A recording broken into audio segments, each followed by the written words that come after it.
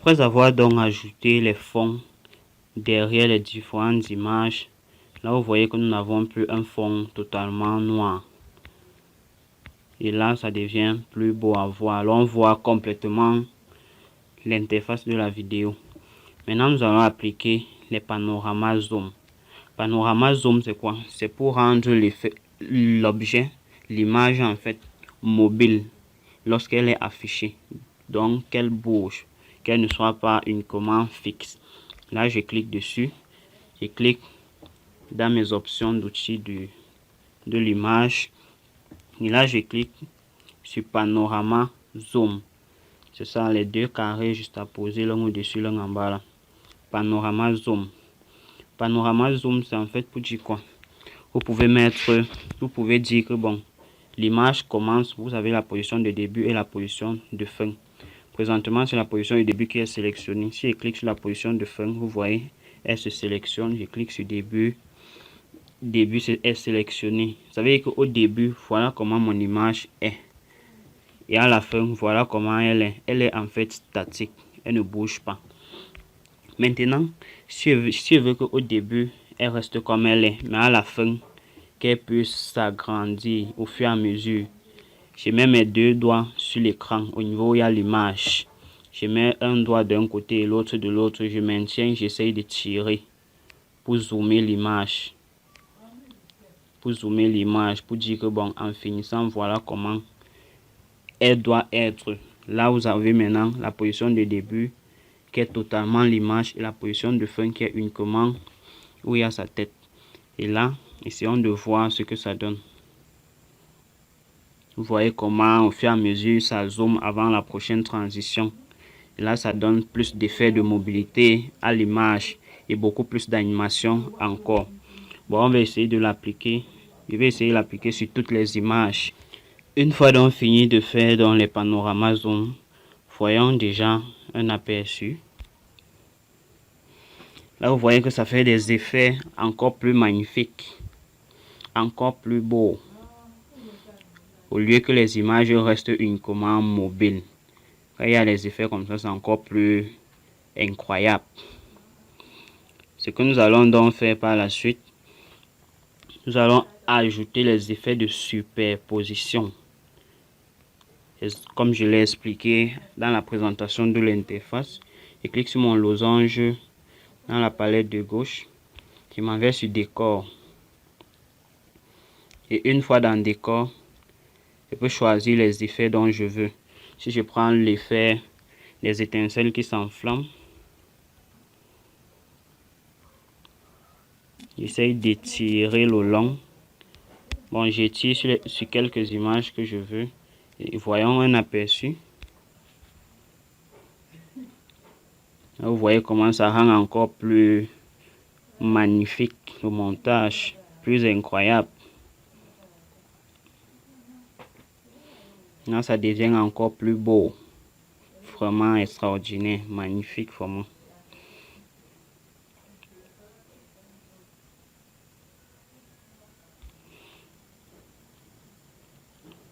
Bon, à ce niveau, il y a la transition. Je vais essayer de couper cela. Bon, à ce niveau,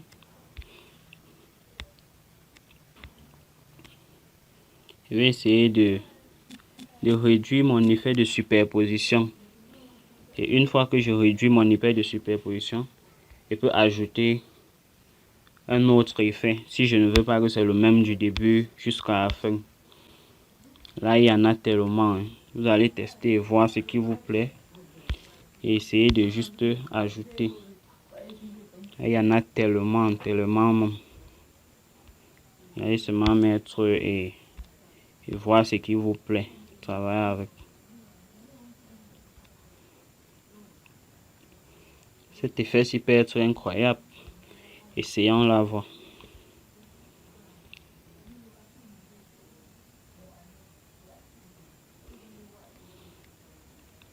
C'est un bon effet, mais moi je vais pas l'utiliser. Je cherche un autre décor.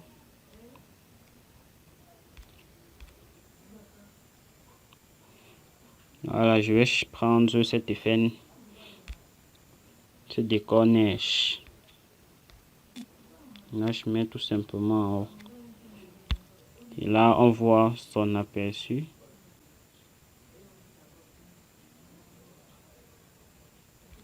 Voilà. Là, je vais essayer de le prolonger un peu. Donc, c'est en fait pour vous montrer comment vous pouvez juste superposer, ajouter des éléments à votre vidéo en fait, pour avoir plus d'effets d'animation. Et généralement, ce sont ces effets-là qui attirent beaucoup plus de personnes, qui le maintiennent sur la vidéo en fait. Parce que si elle n'est pas bien animée, les gens vont vite se décourager. Donc, ce sont ces effets artistiques-là qui maintiennent les gens sur ce que vous avez monté.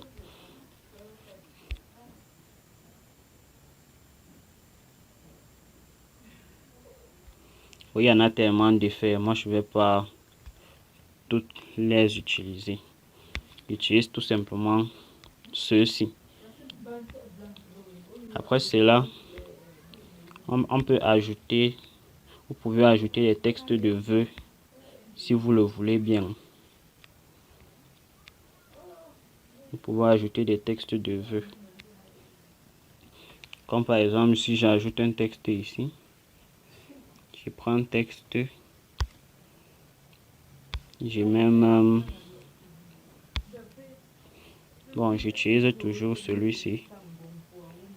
Bon, je prends celui-ci plutôt. Là, je peux mettre là. Et tout, tape doublement. Je mets joie. Donc là c'est juste les petits vœux que vous pouvez mettre dans l'animation, c'est l'anniversaire. Vous pouvez mettre tout simplement les petits trucs comme ça. Mais moi, je vais pas le faire partout. Je vais uniquement le mettre ici. C'est juste pour vous montrer comment vous pouvez ajouter les éléments que vous voulez en fait. Moi, je vais laisser celui-ci. Et en sortie, je vais prendre pareil. Et là, je peux voir cet effet. Et là, je peux choisir également la photo où ils sont à deux. Vu qu'en fait, c'est un couple. C'est l'un qui souhaite l'anniversaire à l'autre. Je peux mettre là où ils sont deux. Je mets peut-être...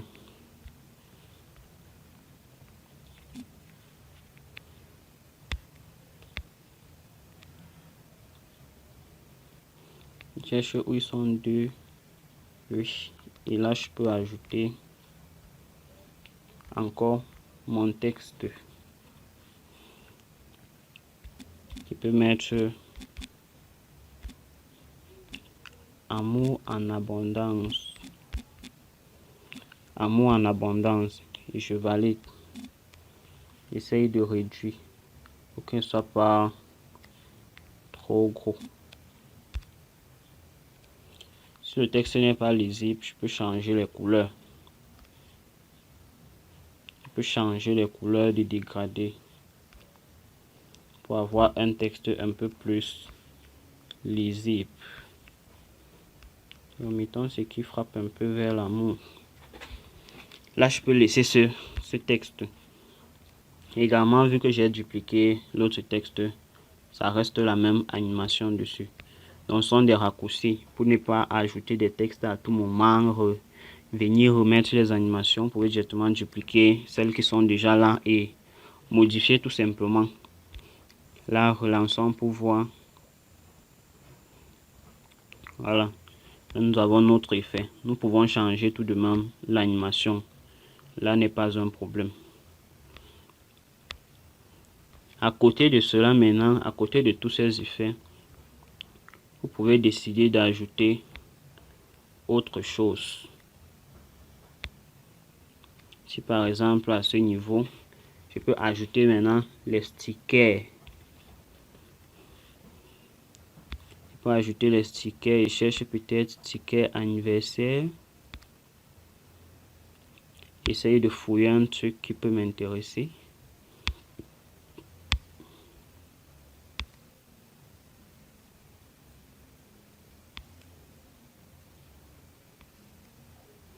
tous ces objets là sont animables, donc vous inquiétez pas.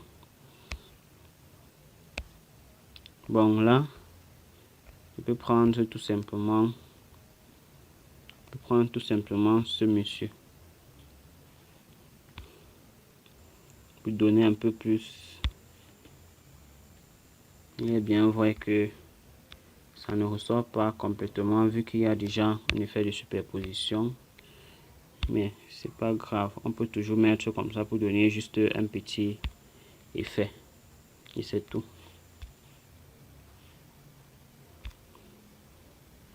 Donc en faisant comme ceci, vous pouvez également le dupliquer. Vous pouvez dupliquer cet effet là.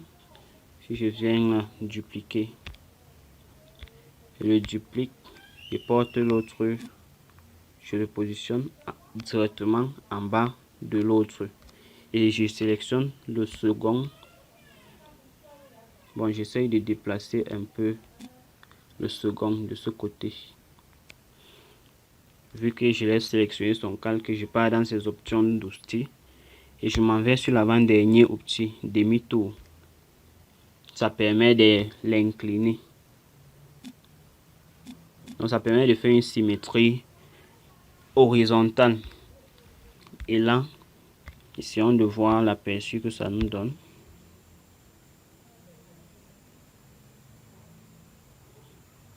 Vous voyez l'aperçu que ça donne. Donc vous pouvez essayer d'ajuster, de manipuler les petits objets comme ça pour avoir beaucoup plus d'effets attractifs.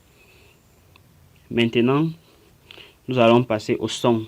On se retrouve dans un instant. Lorsque vous voulez ajouter la musique à votre montage, moi je vous conseille toujours de le faire en dernière position. Après avoir ajouté tous vos éléments, jusqu'il ne manque plus que la musique. C'est un élément très important. Parce que vous pouvez ajouter la musique au début, ça vous dérange dans le montage. Dit que bon, la musique ne cadre pas bien à ce niveau, ça ne cadre pas bien à tel niveau. Parce qu'il faudrait que tout ça soit bien synchronisé. Les animations avec la musique de fond. Il ne faudrait pas une musique brute pour les animations lentes. Vous comprenez un peu de quoi je parle. Donc essayez de mettre toute la musique en dernière position.